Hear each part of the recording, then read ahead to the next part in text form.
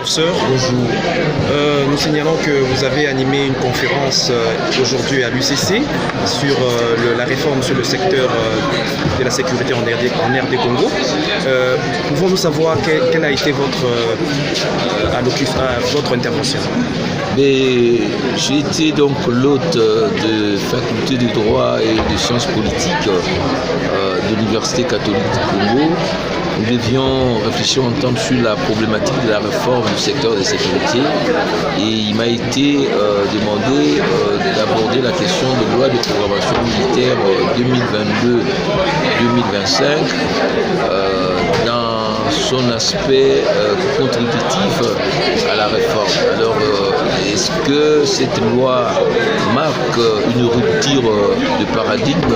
Parce que depuis 2009, on parle, depuis pratiquement sans souci, on parle de réforme du secteur de sécurité, mais les résultats tardent à venir. Il suffit de voir autour de nous ce qui se passe sur le front. Il y a énormément de choses à faire.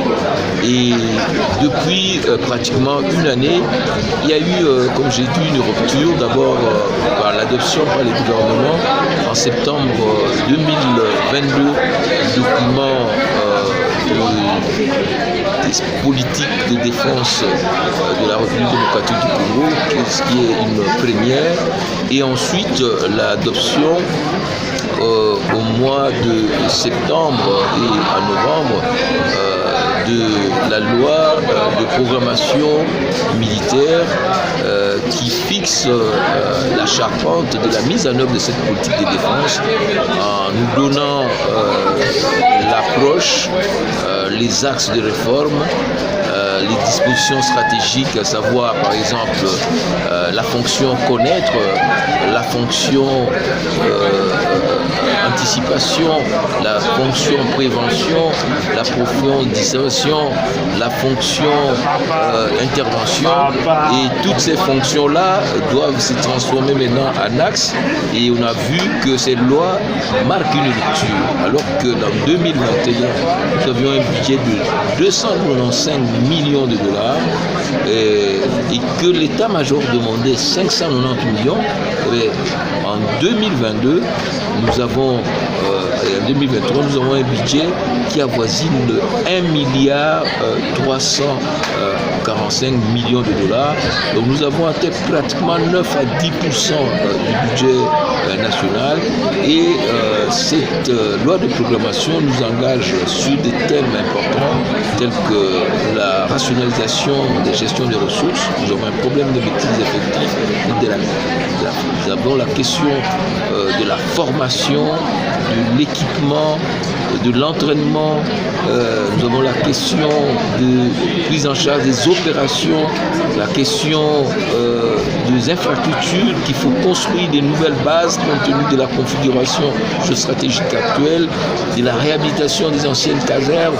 Il y a aussi la question de la production militaire qui est prévue, et enfin du financement assez particulier avec la création d'un compte spécial d'appui aux opérations militaires et à l'équipement des forces armées, qui sera alimenté par des quotités d'abord du budget national, qui aussi de fonds tirés d'un certain nombre de produits tels que le biopass, le fonds minier, parce que nous devons tous, comme dit la Constitution, amener à participer à la montée en puissance de l'armée.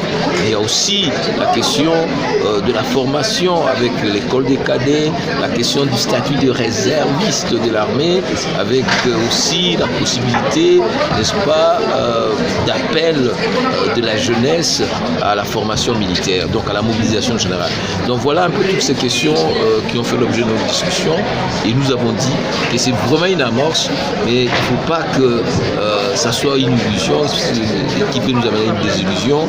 Il faudra que ces fonds-là arrivent, que ces fonds-là soient bien gérés, et que nous puissions encore atteindre des fonctions, des menaces qui n'ont pas été abordées. Par exemple, la question de la politisation, des ambitions, de l'hyperpolitisation, je dirais, où tout le monde veut devenir politicien et parfois ces ambitions politiques vont jusqu'à la trahison et des pactes avec les étrangers qui nous amènent à la haute trahison, à la fragilisation de l'État et, n'est-ce pas, à l'absence d'une vision aussi globale, parce que la défense n'est pas simplement armée, la défense est civile.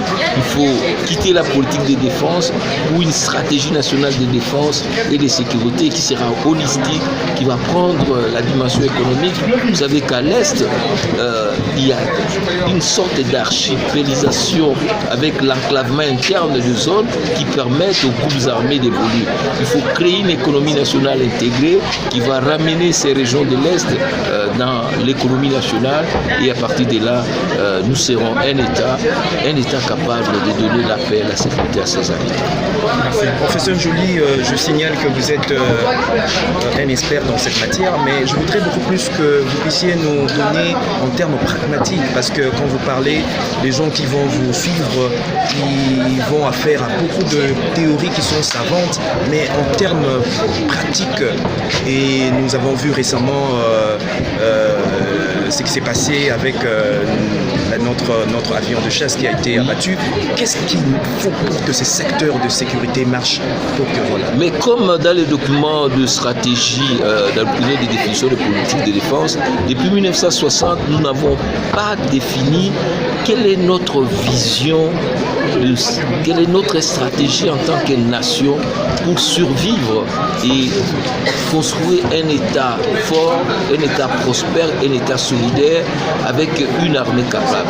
Nous avons négligé ce secteur de défense. Voilà pourquoi, en termes simples, on a défini la politique de défense. Maintenant, la loi de programmation militaire, c'est une loi de mise à la disposition de ressources financières pour réaliser cette politique de défense. Donc, et c'est une loi pluriannuelle qui prévoit des crédits et qui prévoit en même temps les mécanismes d'approvisionnement de ces ressources qui sont allouées à la défense. Merci beaucoup. Voilà, merci. Et comment on va faire pour... Oui, donnez-moi le...